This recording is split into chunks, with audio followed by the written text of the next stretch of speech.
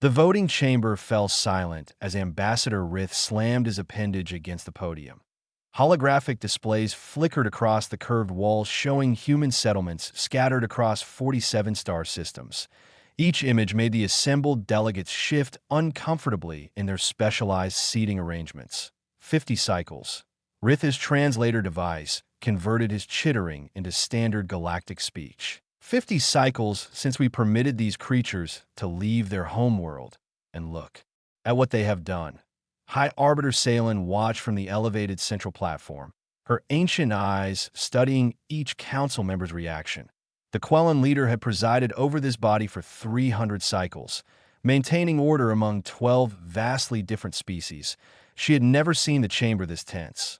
They spread like a plague, continued Rith, manipulating the holographic controls. Worker rebellions on Torvani mining colonies. Cast disputes among the Draknari military worlds. Even the Quellan Collective reports incidents of individuals questioning the Harmony protocols. A murmur rippled through the assembled delegates. Representative Dren of the Torvani Merchant Guilds rose from his cushioned platform. The ambassador exaggerates. Our workers merely request better compensation. Nothing more. Nothing more. Rith's voice rose sharply. Your workers quote human philosophy. They demand representation in guild decisions. They speak of rights as if such concepts apply to laborers.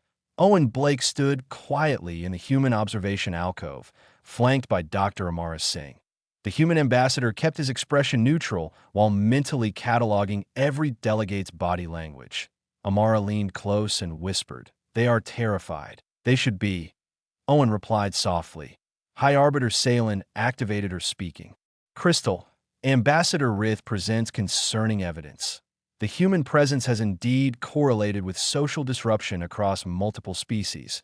Ambassador Blake, you will address these accusations. Owen stepped forward into the speaker's circle, feeling the weight of thousands of alien eyes upon him.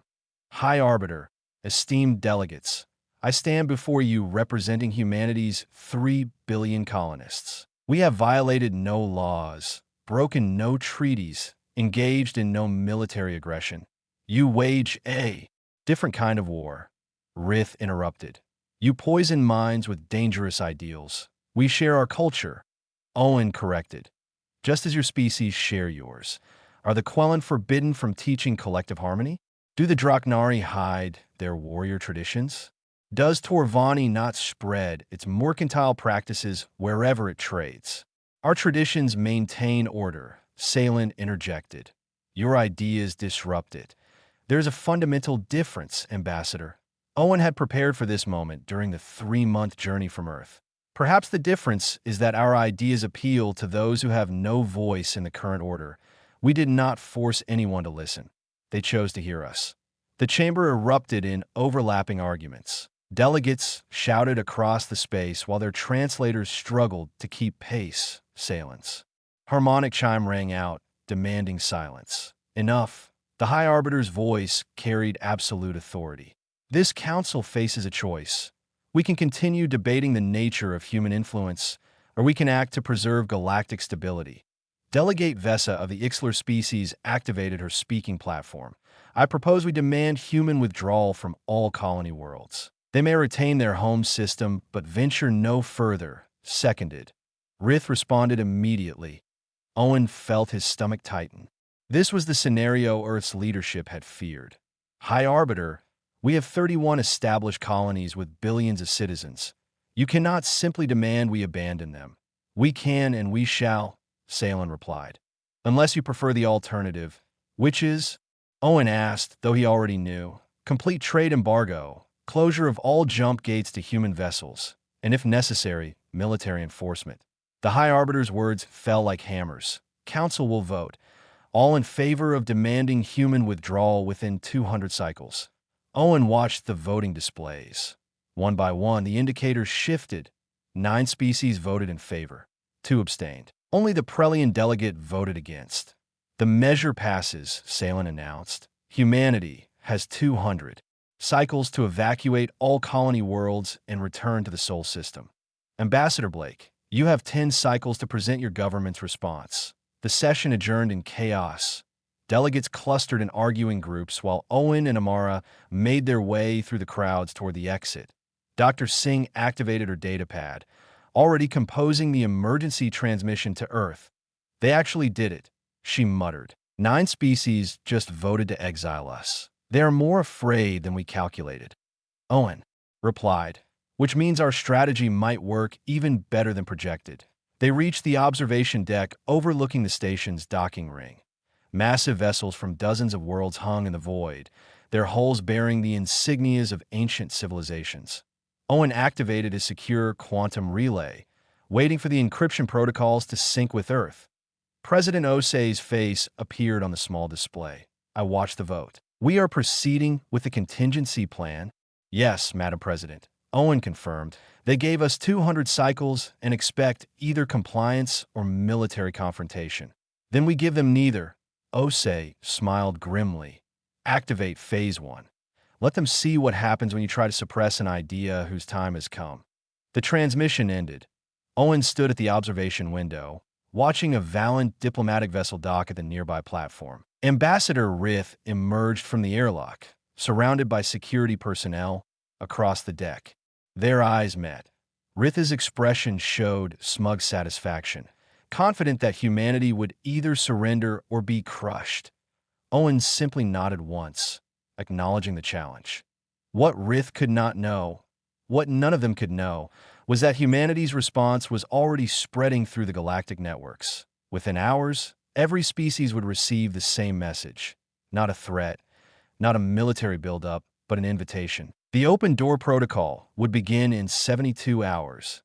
Any citizen from any council species could travel to human worlds, live among human families, observe their society without restrictions or propaganda. Humans would show them what they feared most, the truth. Amara joined Owen at the window. Do you think it will work? They wanted us gone because they fear our ideas. Owen replied, we are about to prove that ideas do not need armies to win wars. They just need people willing to listen. Below them, the station continued its eternal rotation. Ambassador Rith disappeared into his vessel, already planning humanity's forced removal. Neither he nor the council realized that the seeds of their transformation had already been planted. The real battle was about to begin. Kreth scraped the corroded panels in the lower maintenance tunnels of Valen Prime's industrial sector, his 4 arms working in practiced rhythm. 20 cycles of the same labor, the same command from supervisors, the same restrictive caste regulations. His translator implant buzzed with the daily work assignment as another grueling shift began. Attention all lower caste workers. The automated message droned. Productivity quotas have increased by 12%. Meal rations will be adjusted. Accordingly, the other workers around him barely reacted. Acceptance of their predetermined roles had been bred into Valen society for 800 cycles. Kreth should have felt the same resignation. But 3 days ago, he had received an unusual message on the public networks. An open invitation from humanity. Any galactic citizen could visit human colony worlds, stay with families, observe their society. No cost, no requirements, no propaganda sessions. His supervisor would never approve. Leave for a lower caste maintenance worker. The very idea of personal travel was absurd. Yet something about the message had lodged in Kreth's mind like a malfunctioning circuit. That evening, he made a decision that terrified him. He submitted a leave request through the automated system, citing mechanical training opportunities. To his shock, the system approved it. Bureaucratic oversight had created a loophole. 10 days later, Kreth stood in the arrival terminal of New Terra Colony, his 4 arms hanging awkwardly at his sides.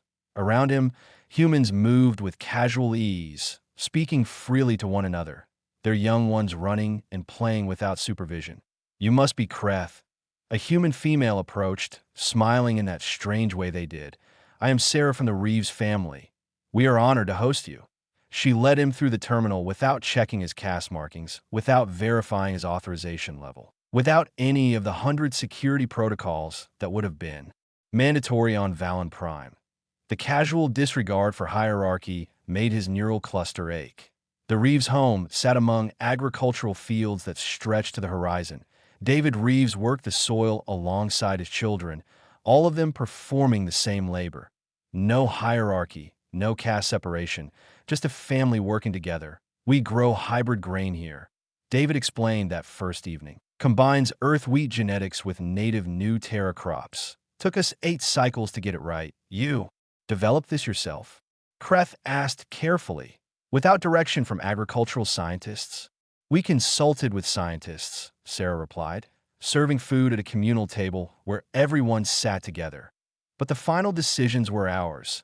That is how colony life works. We all contribute ideas. Their youngest child, barely 6 cycles old, interrupted. Papa, why does our guest have 4 arms? Can he carry more things than you? Kreth froze, expecting punishment for the child's impertinent question. Instead, David laughed. That is a great question, Tommy. Why don't you ask Kreth directly? The casualness of it stunned him. Children on Valen Prime would be disciplined for speaking without permission. Here, they questioned adults freely. I can indeed carry more. Kreth answered hesitantly. My species evolved on a high-gravity world. We needed the additional limbs. That is so cool. Tommy responded enthusiastically. Can you teach me your language?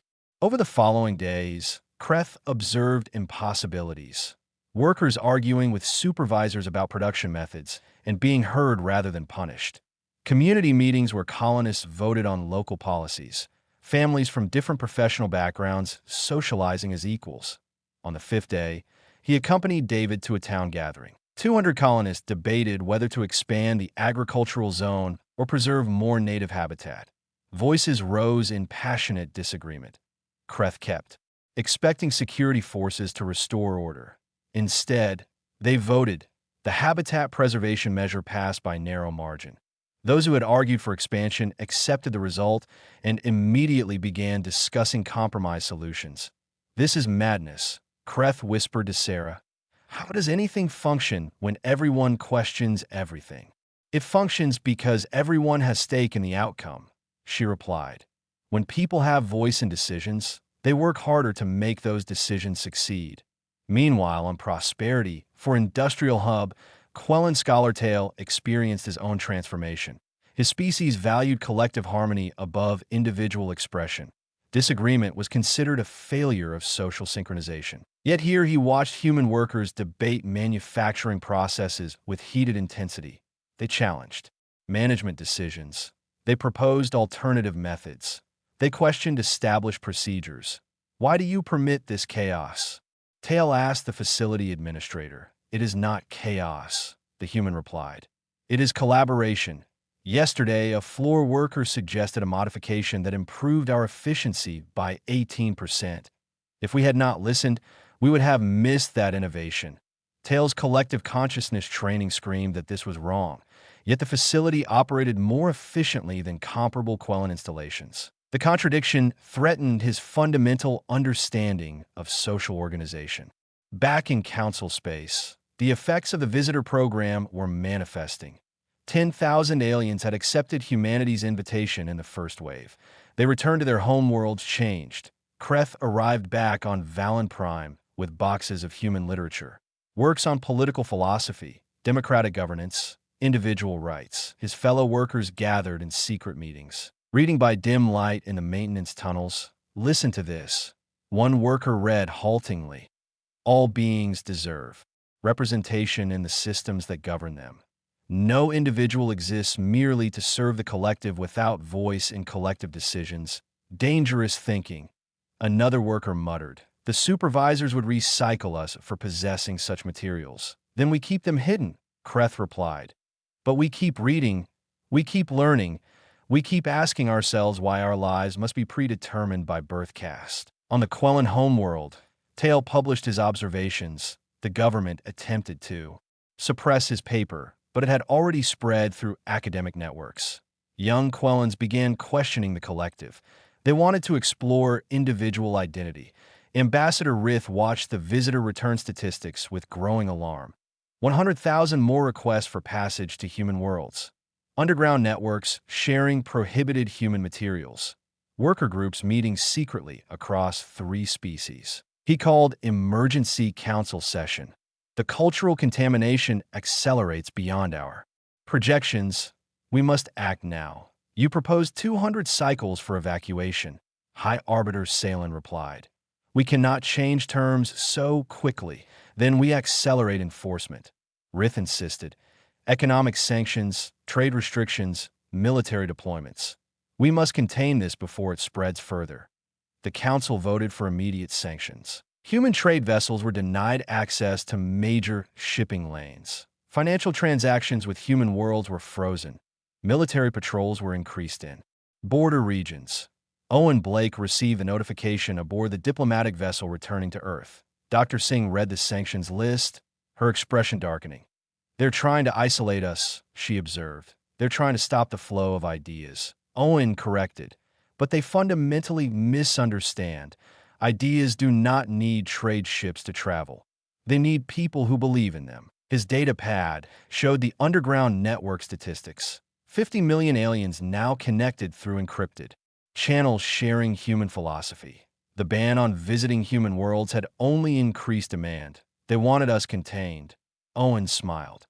Instead, they have made forbidden fruit of everything we represent. Human books are now contraband worth more than precious metals. Our ideas have become rebellion itself. Amara pulled up footage from Valen Prime. Workers gathering in unprecedented numbers. It is starting. No, Owen replied. It started the moment they tried to suppress it. We just gave them the match. They are building the fire themselves. The first explosion shook Valen Prime's government district at dawn. Not weapons, but the sound of 10,000 workers marching through streets where their caste had never been permitted. Kreth stood at the front, his four arms raised high, while security forces formed uncertain lines ahead. We demand representation. His voice amplified through borrowed human communication devices. We demand voice in the systems that govern our lives. The security commander's translator crackled. Disperse. Immediately or face enforcement protocols. Kreth had spent weeks studying human civil resistance methods. We are not armed. We threaten no violence. We simply refuse to return to tunnels until we are heard as citizens rather than tools. Behind the security line, government officials watched from protected balconies. They had crushed worker dissent for 800 cycles using fear and force. Yet these workers showed no fear. They stood peacefully but absolutely. The standoff lasted 3 hours before Ambassador Rith himself arrived, his diplomatic transport landing amid the crowds. What is the meaning of this violation? The meaning, Kreth replied steadily, is that we visited human worlds. We saw how beings live when they have rights. We can never unsee that truth. Across the galaxy, similar scenes unfolded. On the Quellan homeworld, Tail led thousands of young scholars in peaceful assembly outside the Collective Harmony Center. They held signs written in individual expression rather than collective script. Let us choose our own thoughts. The Elder Council emerged, their ancient forms trembling with confusion. You violate the synchronization. You damage the collective harmony. Perhaps, Tail responded, or perhaps we expand what harmony can mean. Can we not have individual voices within collective purpose? Humans showed us this balance is possible. In Draknari military academies, lower caste soldiers refused traditional combat assignments. Lieutenant Vorn stood before his superior officers, his warrior markings displaying courage despite his birth rank. We will not enforce caste law through violence, Vorn declared. We visited human colonies. We saw warriors who serve citizens rather than rule them. We choose that path. The Supreme Commander's rage was legendary. You betray 8,000 cycles of Draknari tradition. We honor tradition by evolving it, Vorn replied. Humans taught us that the strongest warriors protect the weak, not dominate them. The Council convened an emergency session as reports flooded in from 8-member species. Social unrest, peaceful protests, workers refusing assignments, scholars questioning doctrine, soldiers disobeying caste orders. This is exactly what I warned you about. Rith's agitation caused his translator to glitch. Human contamination spreads like plague. We must use military force to restore order. High Arbiter Salen studied the holographic displays showing protests across 40 worlds. Military suppression will only prove the protesters right. We would become the tyrants they accuse us of being. Then what do you propose? demanded the Torvani representative. My guilds cannot function when workers demand profit sharing. We enforce the original solution, Salen replied. Humanity must leave. Their physical absence will weaken these movements. The council voted to accelerate human evacuation, 100 cycles instead of 200. All human colonies must be abandoned or face military removal. Owen Blake received the ultimatum while visiting New Terra. He stood in the Reeves family fields, watching Tommy play with young Valen children who had remained after the visitor program. They moved up the timeline, Dr. Singh reported. We have 100 cycles to evacuate 3 billion colonists. We will not fight them, Owen decided. We will give them exactly what they demand. The announcement shocked both human colonists and the galactic community. Humanity would peacefully evacuate all colony world within the accelerated timeline. More surprisingly, humans invited all council species to broadcast the evacuation. Let them see, President Osei declared in her address. Let them watch us leave the homes we built. Let them witness what their council has demanded. News teams from every species arrived to document humanity's defeat. What they filmed instead changed everything. On New Terra, cameras captured the Reeves family packing their belongings. Kreth and 50 Valen workers arrived to help. The broadcast showed Kreth embracing David Reeves, both of them shedding tears. You showed us we could be more than our cast, Kreth told the cameras. Now we must prove we learned that lesson. Sarah Reeves handed over detailed farming guides and community governance templates. These lands will need caretakers. You know how we did things. Keep it going. The broadcast showed similar scenes across all 31 colonies. Humans helping their alien neighbors prepare for their departure. Emotional farewells between species. Children crying as friends separated. On Prosperity, 4, Tale recorded everything. Human engineers training Quellen replacements. Workers sharing technical knowledge freely. Families gifting possessions to those who would remain. This is not conquest, Tale narrated for his documentary. This is compassion.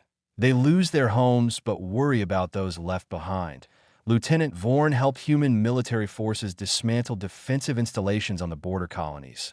Commander Reese handed him extensive files on democratic military service. Your people voted for this evacuation, Vorn observed, yet you comply without bitterness. We comply because we respect democratic process, Reese replied, even when we disagree with outcomes. That is the point, Vorn. Systems only work when everyone accepts legitimate decisions. The broadcast reached billions across council space. What was meant to show human defeat instead showed human dignity. Families leaving homes without anger. Communities maintaining order without force. Children being taught not to hate those who displaced them. Public sentiment shifted dramatically.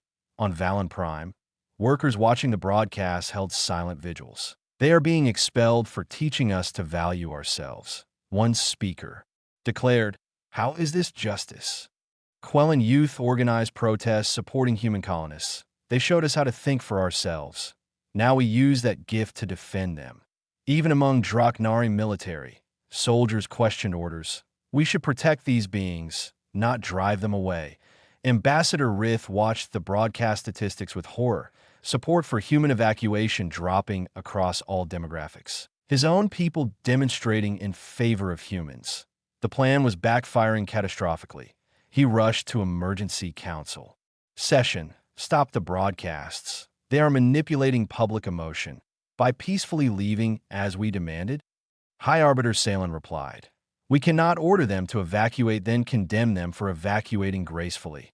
The first human transport ships departed from New Terra under full media coverage. Thousands of aliens gathered at spaceports, not celebrating but mourning, holding signs thanking humans for what they taught. Owen Blake stood on the flagship bridge as they left orbit. Below, the colony they had built over 15 cycles grew smaller. Dr. Singh showed in the data, 50 million aliens now, openly advocating for human-style reforms. She reported, 8 species experiencing internal pressure for democratic change. Ambassador Rith is facing calls for his removal. They wanted us gone from their space.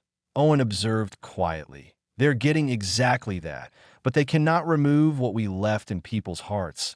The convoy jumped to faster-than-light travel. Behind them, 31 colonies stood empty of humans, but filled with ideas that would not die. The real transformation was just beginning.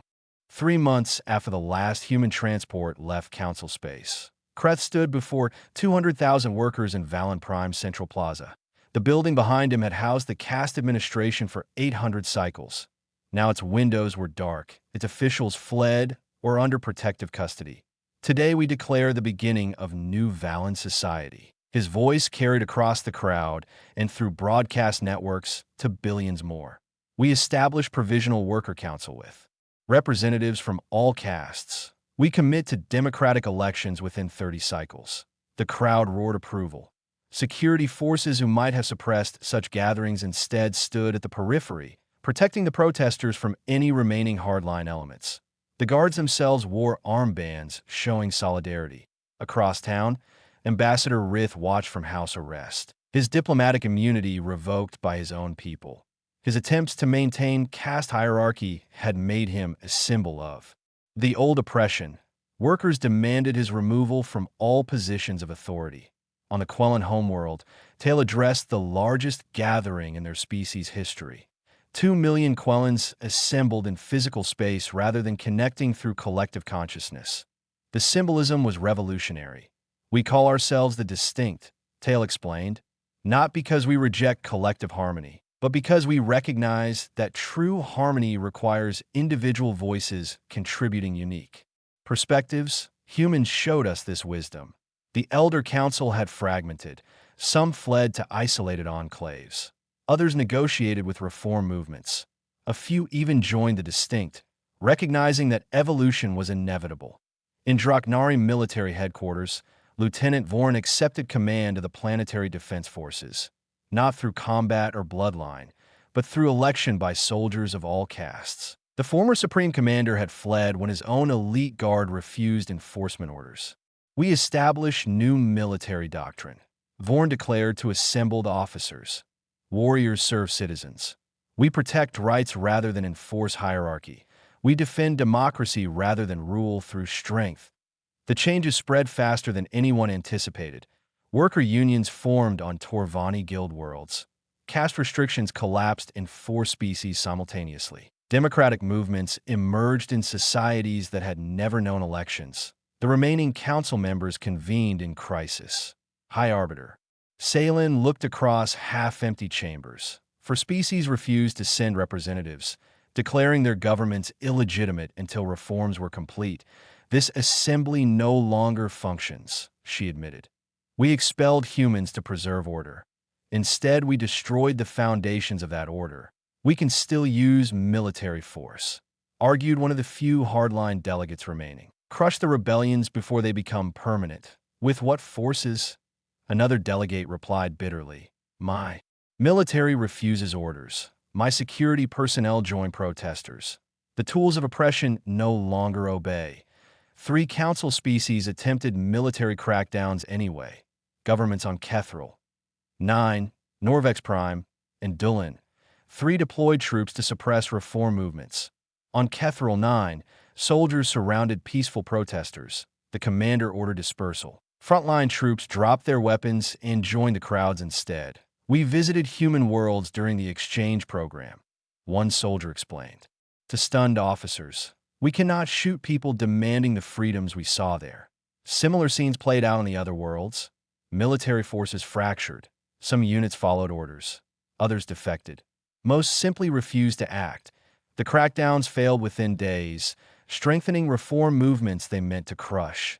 In Sol System, Owen Blake monitored the cascading changes from Earth's orbital command station. Requests for guidance flooded human networks. Reformed governments sought advice. Protest movements asked for strategic help. President Osei convened an emergency cabinet meeting. We could deploy advisors, help them establish stable democracies, prevent the chaos from spiraling. No, Owen replied firmly. This must be their revolution. If we guide them too closely, critics will claim we manipulated everything. They must succeed or fail by their own choices. Dr. Singh disagreed. We have responsibility. We showed them possibilities. We cannot abandon them to struggle alone. We will not abandon them. Owen clarified. We will provide knowledge, not direction. Answer questions, not make decisions. Support their efforts, not control them. The compromise was the advisory core, human experts available for consultation but forbidden from direct intervention. Reformed governments could request information on democratic processes, constitutional frameworks, transition management. But ultimate decisions remained with the species making the changes. Kreth contacted Owen directly via quantum relay. We need guidance on constitutional structure. We risk fragmenting into competing factions. Owen connected him with Dr. Singh. I can share how Earth navigated similar challenges. But your constitution must reflect Valen values, not human ones. What worked for us may not work for you. They spent hours discussing options. Kreth took extensive notes. Thank you for not simply telling us what to do. You already know what to do, Singh replied. You lived under oppression. You visited our worlds and saw alternatives. Trust yourselves to find the right path. Similar consultations occurred across reformed worlds. Tales seeking advice on balancing individual and collective rights. Vorn discussing civilian-military relations. Workers' councils learning negotiation strategies. Humans provided historical documents. Constitutional examples from 50 Earth nations. Case studies on successful transitions, but always with the caveat that each species must adapt principles to their own nature. The traditional sovereignty coalition formed among the 4 remaining authoritarian species. They viewed the reforms as existential threat. Their emergency meeting concluded with ominous declaration. These revolutions threaten galactic stability. We will demonstrate the consequences of abandoning order. Their combined fleet of 200 warships assembled in secret. Target: Valen Prime. Objective: crush the worker rebellion and restore legitimate caste government. Message: reforms would be met with force. Kreth received intelligence about the impending attack. He immediately contacted the Reformed Council. We need protection. Traditional coalition plans military assault. The new council delegates faced their first major crisis. 8 reformed species. 1 threat. High Arbiter Salen had resigned. Leadership vacuum existed. Owen Blake watched the situation develop. Human military. Command urged intervention. Our fleet could stop them easily. Valen Prime has minimal defenses. President Isi refused. This is the test. Reformed species must defend each other, or their alliance means nothing. We cannot be their protectors. They could fail. Owen argued. The coalition could win. Undo everything. Then they will rebuild. Osei replied. But they must fight this battle themselves. Owen made the hardest call of his career. He contacted Kreth directly. We will not intervene. Militarily. This must be your decision. Your defense, your victory, or defeat. Silence stretched across the quantum link. Then Kreth responded. You are right. We demanded voice in our own governance. Now we must prove we can defend that voice. He opened channels to all reformed governments. The coalition attacks Valen Prime in 20 cycles. We call for collective defense under new council charter. Will you stand with us? The responses came quickly. Tales spoke for the Quellan. We stand together. Individual voices united in common cause. Vorn mobilized Draknari forces. Warriors serve justice. We defend freedom. Torvani guilds contributed ships. We protect our partners in reform. Within 10 cycles, 400 vessels assembled from 8 species. Reformed councils combined fleet, twice the size of coalition forces. Crewed by beings who had chosen this fight rather than being ordered into it. The coalition. Fleet arrived to find themselves outmatched. Their commanders had expected easy victory against disorganized rebels. Instead, they faced coordinated military force. Lieutenant Vorn transmitted on open channels. Coalition forces, you defend tyranny. We defend liberty. You may fire. But know that every species here chose to fight. We are not conscripts. We are citizens protecting our freedom. The coalition commander hesitated. His crew included lower caste members exposed to reform ideas. Some ships' crews mutinied mid-battle. Others surrendered without fighting. The engagement lasted 4 hours. Minimal casualties. Coalition thoroughly defeated. In the aftermath, Reformed Council offered terms. join us in building better systems, or accept isolation from galactic community. 3 coalition species immediately began internal reform negotiations. The 4th chose isolation, closing borders completely. 11 out of 12 council species now reformed. New charter ratified. Individual rights enshrined. Democratic governance required. Collective security established. Owen received the message from Kreth. We defended ourselves. We won our own battle. Thank you for letting us. You never needed us to fight for you. Owen replied. You just needed to believe you could fight for yourselves. The new council chambers looked nothing like the old authoritarian assembly. Circular seating replaced hierarchical platforms. Transparent walls instead of imposing barriers. Representatives chosen by their people rather than appointed by power. Kreth addressed the gathered delegates. His workers' markings now symbols of pride rather than shame. This council's first act is formal invitation. We ask humanity to return to galactic community as equal partners. The vote was unanimous. 11. Reformed species welcoming humanity back. Owen Blake stood before them, representing Earth's government. We accept your invitation with conditions. Our colonies must guarantee rights for all species. We maintain open society for peaceful visitors. We cannot be expelled without democratic vote of all member species. Agreed, Kreth replied. But we have additional requests. We need your help rebuilding our societies. Not as conquerors, as teachers. Owen hesitated. We did not want to become the galaxy's instructors. Tail spoke from the Quellan delegation. You showed us possibilities. Now help us realize them. We ask for advisors, not rulers. Knowledge, not control. President EC authorized limited advisory deployment. Human experts in constitutional law, democratic transition, civil administration, restricted to consultation, forbidden from direct governance. The recolonization began carefully. The Reeves family returned to New Terra. Their farmland had been maintained by Valen. Workers under Kreth's coordination. The fields flourished. Hybrid crops thrived. New irrigation systems improved yields. You did not just maintain it, David observed. You improved it. We learned from you. Kreth replied.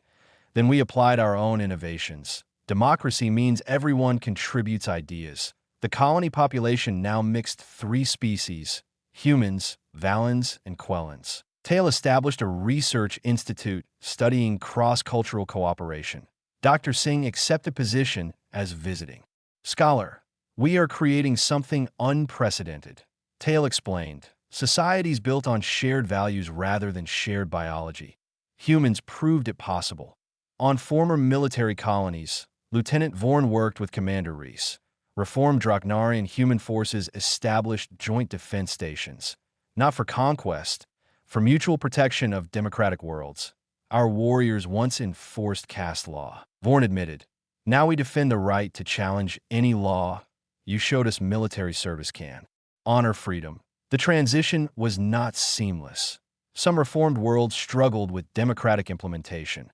Factions emerged, political parties formed, disagreements intensified.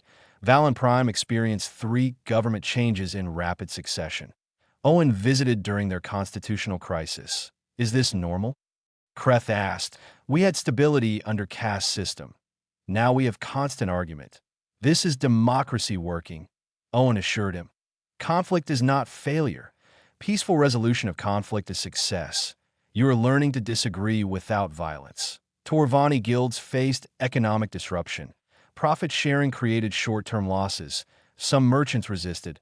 Workers struck. Negotiations dragged. Dr. Singh consulted with guild representatives. Democracy is messy. No one promised it would be efficient. But societies built on consent last longer than those built on force. The Quellan collective experienced identity struggles, balancing individual expression with cultural values. Some Quellans rejected all collective practices. Others clung to old ways. Most sought middle ground. We are neither human nor traditional Quellan, Tail reflected. We are becoming something new that is uncomfortable but necessary. The remaining authoritarian species watched from isolation. Their propaganda claimed.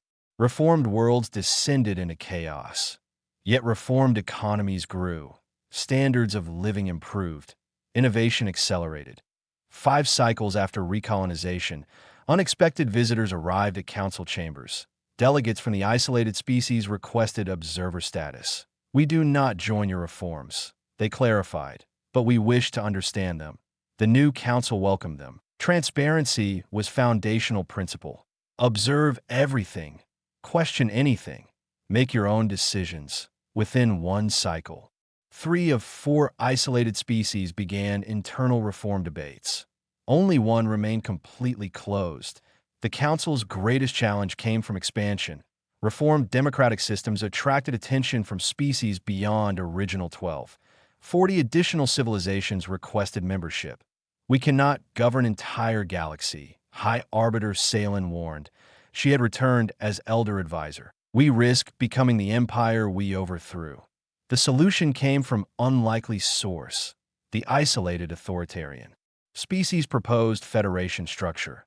Allow regional councils with shared principles. Coordinate rather than control. The Galactic Federation of Free Worlds was established. Not empire. Not hegemony. Cooperative alliance of democratic societies, each maintaining sovereignty, all committed to basic rights. Humanity was offered leadership position. President Isi declined. "We did not start this to rule. We showed you possibilities. You built the reality. This must be yours." Instead, humans accepted rotating council seat alongside other founding species. Equal voice, no special status. Owen Blake's final official act was dedicating memorial on New Terra, monument to peaceful revolution, inscribed with names of those who died during transition. Not many, but each one remembered.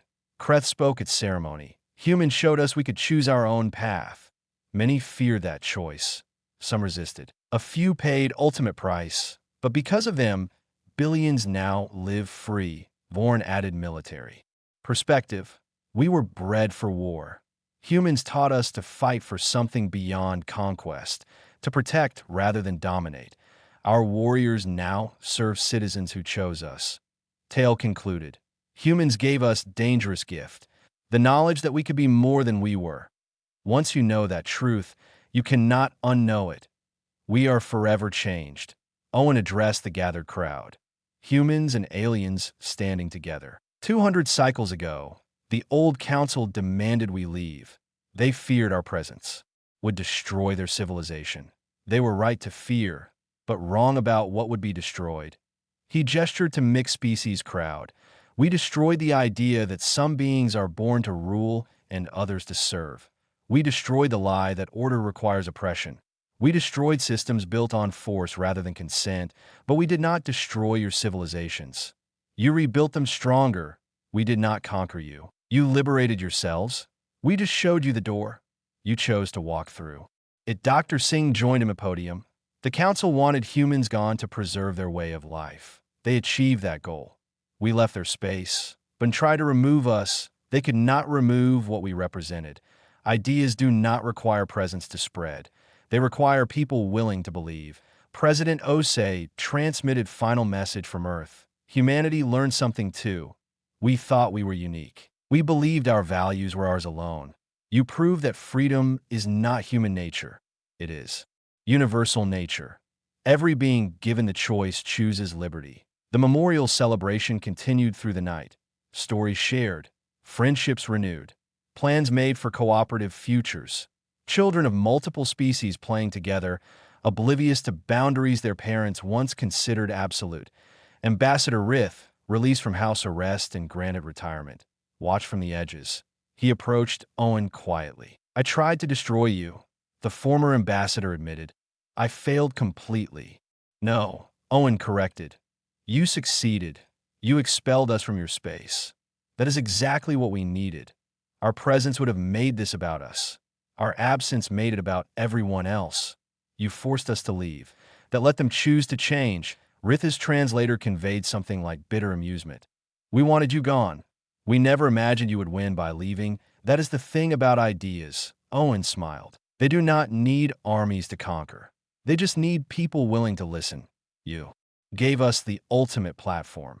Martyrdom, exile, the appearance of defeat. We could not have designed better strategy if we tried."